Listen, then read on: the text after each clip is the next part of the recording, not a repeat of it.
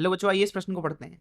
असमान परिच्छेद मोटाई के एक धातु के किसी चालक के दो सिरों के बीच में स्थिर विभवांतर आरोपित किया जाता है। इस चालक के अनुदिश जो राशि अपरिवर्तित रहेगी वह है, पहला ऑप्शन है वैद्युत धारा, दूसरा ऑप्शन है अपवाह वेग, तीसरा ऑप्शन है विद्युत क्षेत्र, चौथा ऑप्शन है धारा घनत्व। आइए इस प्रश्न की मुख्य अवधारणा की चर्चा करें। मुख्य अवधारणा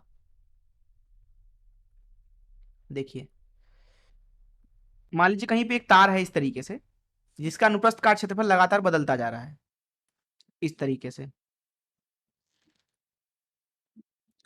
इस तरीके से मान लीजिए बढ़ता जा रहा है अनुप्रस्थ काट क्षेत्रफल इस तरीके से। हम क्या करते हैं, इसके परितः हम विभवांतर लगा देते हैं। मान लीजिए वी विभव, तो इसमें धारा प्रवाहित होगी आई, और इधर से आएगी धारा वापस।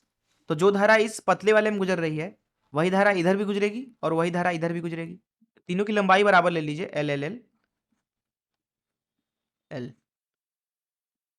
अब इसका अनुप्रस्थ काट क्षेत्रफल A1 मान लीजिए, इसका A2 और इसका A3।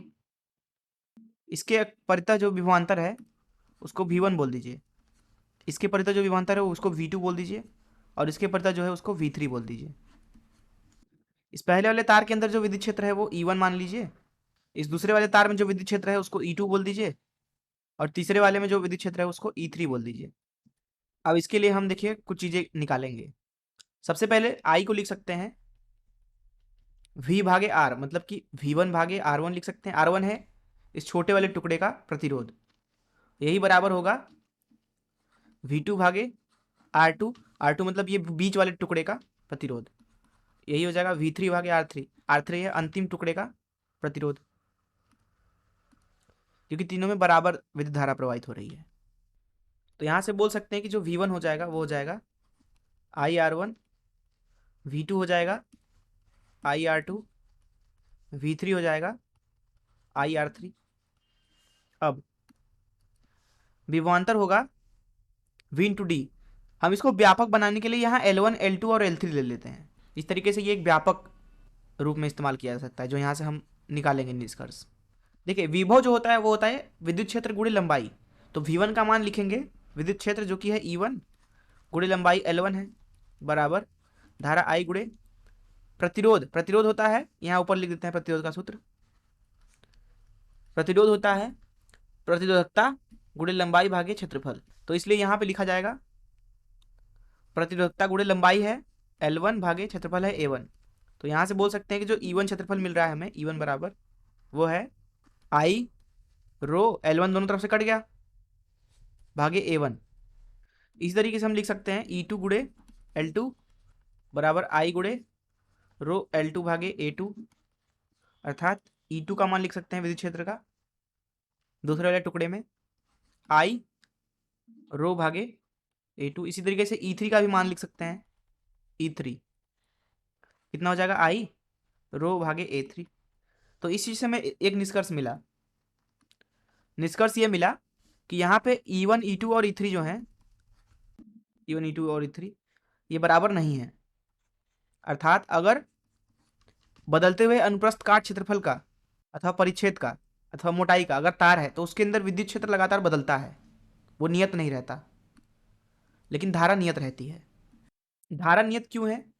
क्योंकि आप ध्यान से देखें तो जो बैटरी होता है वो आवेश को एक जगह से दूसरे जगह चलाता है बस। अर्थात एक जगह से अगर एक इलेक्ट्रॉन गायब होगा तो दूसरी जगह इलेक्ट्रॉन वहां पर वापस भी आएगा।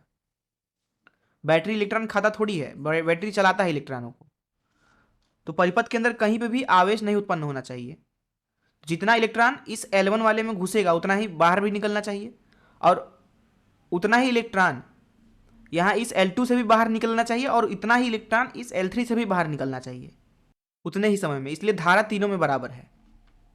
अब देखिए, यहाँ पे धारा घनत्व के बारे में बात करते हैं।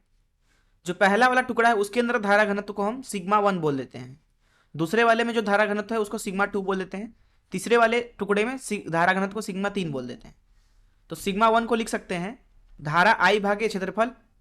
क्षेत्रफल है पहले वाले टुकड़े का A1, दूसरे वाले का है A2 और तीसरे वाले का है A3।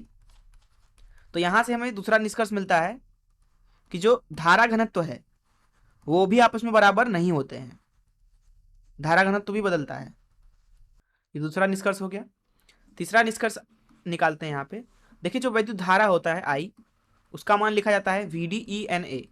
VDE/NA, ए होता है क्षेत्रफल, एन होता है इलेक्ट्रॉन का घनत्व, ई है इलेक्ट्रॉन पर आवेश, VD है अपवाह वेग, आई है धारा।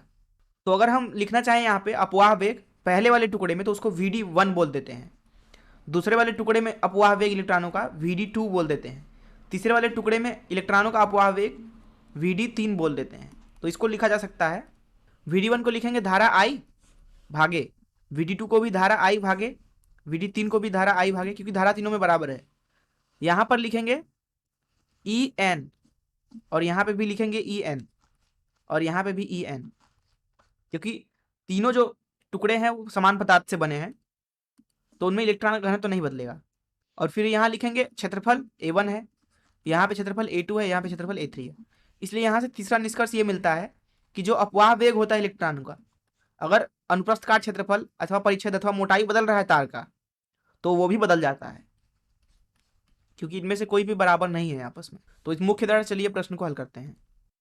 देखिए प्रश्न में हमसे बोला जा रहा है कि एक असमान परिच्छेद मोटाई के एक धातु के किसी चालक के दोनों सिरों के बीच में स्थिर विभवांतर आरोपित है।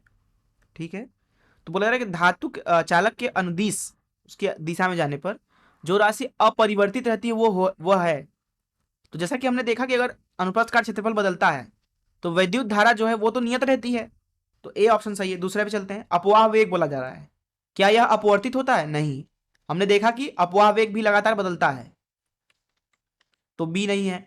सी पे चलते हैं। वैद्युत क्षेत्र, हमने देखा कि वैद्युत क्षेत्र भी बदलता है, इसलिए सी भी गलत है। चौथा देखते हैं धारा घनत्व, हमने देखा कि धारा घनत्व भी बदलता है, इसलिए चौथा भी गलत है, इसलिए केवल पहला ऑप्शन सही है। मैं आशा करता हूं कि आपको इस प्रश्न का हल जरूर समझ में आया होगा। धन्यवाद।